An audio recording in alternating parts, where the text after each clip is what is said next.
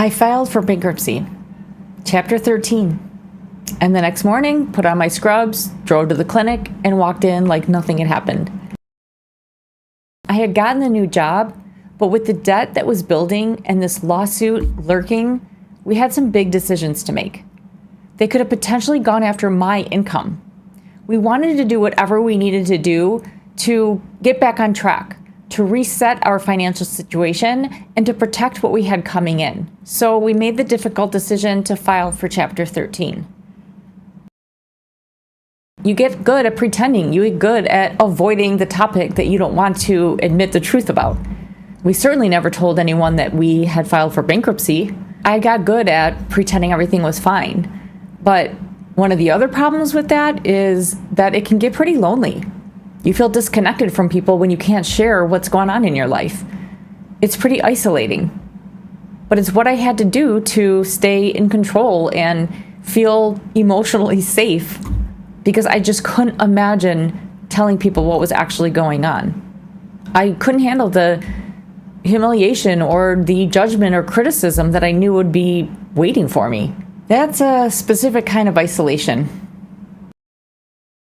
The hardest part was when I had to ask my father for money so we could just get by. That was humiliating.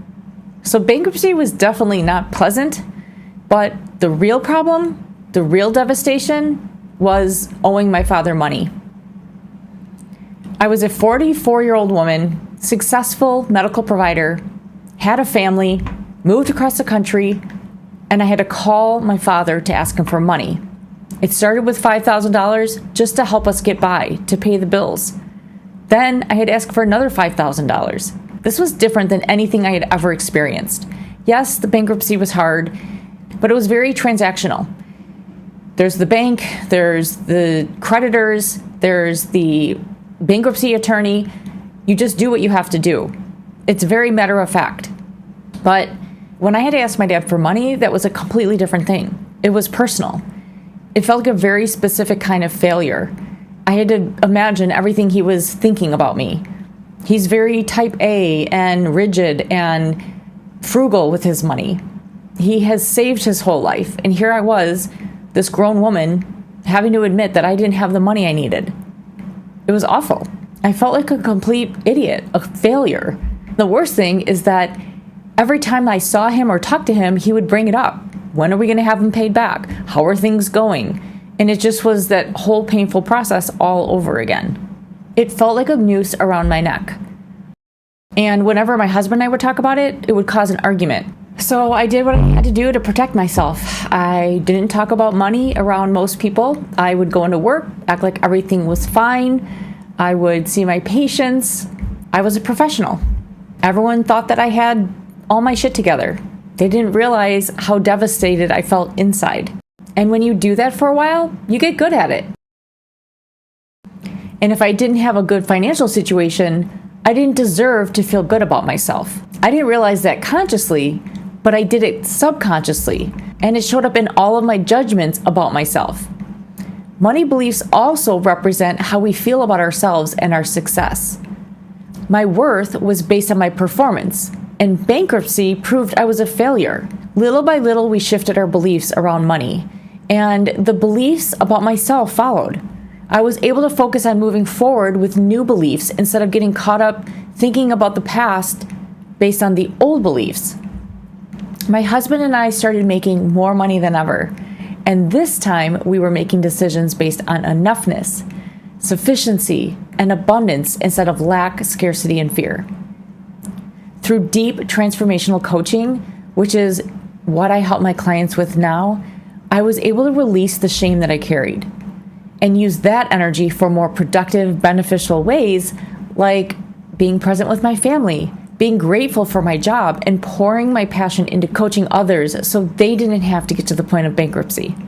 The biggest lesson I learned is that the level of success doesn't mean anything about what someone is actually experiencing. And the higher we've reached, the more shame is associated with the idea of failure. I remember breaking down one time, almost like the closet thing in my last video. My husband just looked at me and he said, "You're not going to be okay with this until you say that you're okay with this." And he was right.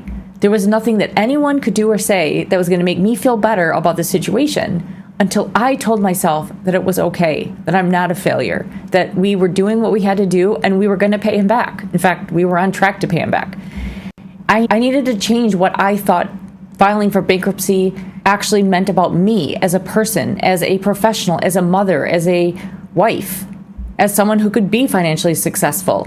Things didn't really change until I stopped letting these things have power over me and define me. I had to change my beliefs about the bankruptcy, owing my dad, and that is what changed the way I felt and the way I showed up and what ended up being possible for me.